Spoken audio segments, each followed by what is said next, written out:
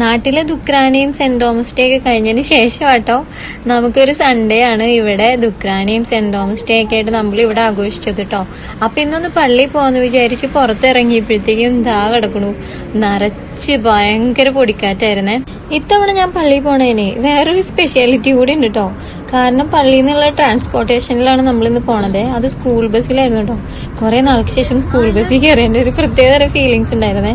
പിന്നെ അത് നമ്മൾ പള്ളിയിലേക്ക് എത്തിട്ടോ. നമ്മൾ ഇന്ന് വന്നതുണ്ടല്ലോ ജബലലിയിലുള്ള സെന്റ് ഫ്രാൻസിസ് അസീസി കാത്തലിക് ചർച്ചിലാണ് കേട്ടോ. പെരുന്നാളായിരുന്നതുകൊണ്ടേ നല്ല ക്രൗഡ് ഉണ്ടായിരുന്നു കേട്ടോ. ഫസ്റ്റ് ചെന്നപ്പോ തന്നെ ഫ്രണ്ടിലുള്ള മാതാവിന്റെ ഗ്രോട്ടോന്റെ അടുത്ത് പോയിട്ട് നന്നായിട്ട് പ്രാർത്ഥിച്ചു കേട്ടോ. ഇനി ഇവിടെ വന്ന് ഇങ്ങനെ പ്രാർത്ഥിക്കാൻ പറ്റുമെന്നൊന്നും എനിക്കറിയില്ല. പിന്നെ അത് നേരെ കാണുന്നുണ്ടല്ലോ, അത് അവിടെയുള്ള ഒരു ടെമ്പിളും കൂടിയാണേ. അങ്ങനെ നമ്മൾ നല്ല ആഘോഷമായിട്ടുള്ള പാട്ട് കുർബാനയിലോട്ട് കിടക്കും കേട്ടോ.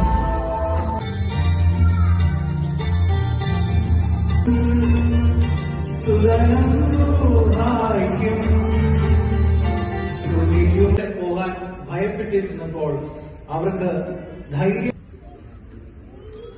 അങ്ങനെ കുർബാന എല്ലാം കഴിഞ്ഞു. നമ്മൾ അവിടെയുള്ള ഒരു മാതാവിന്റെ അടുത്ത് തന്നെ പോയിട്ട് നന്നായിട്ട് പിന്നെയും മനസ്സുരുക്കി എല്ലാവർക്കും വേണ്ടി പ്രാർത്ഥിച്ചിട്ടുണ്ട്.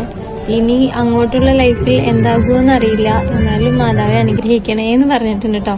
അങ്ങനെ നമ്മൾ അവിടെ നിന്ന് ഇറങ്ങിയിട്ട് ഇന്ന് പെരുന്നാളായതുകൊണ്ട് അവിടെ സ്നേഹവിരുന്നൊക്കെ ഉണ്ടായിരുന്നേ. ഞങ്ങൾ അച്ഛന്റെ ബ്ലെസ്സിങ്ങിന് വേണ്ടി പോയായിരുന്നു, പക്ഷെ അച്ഛൻ തിരക്കായിരുന്നുകൊണ്ട് ബ്ലെസ്സിങ് കിട്ടിയില്ല. അപ്പോൾ അതുകൊണ്ട് അവിടുന്ന് പെട്ടെന്ന് തന്നെ പോരേണ്ടി വന്നു കേട്ടോ. അപ്പോൾ ഞാൻ നേരത്തെ പറഞ്ഞോണം ഇനി എനിക്ക് ഇങ്ങോട്ട് വരാൻ പറ്റുമോ എന്ന് എനിക്കറിയില്ല. Yes, this is my last visit to the church in Dubai. അപ്പോൾ ഓക്കെ, ബൈ.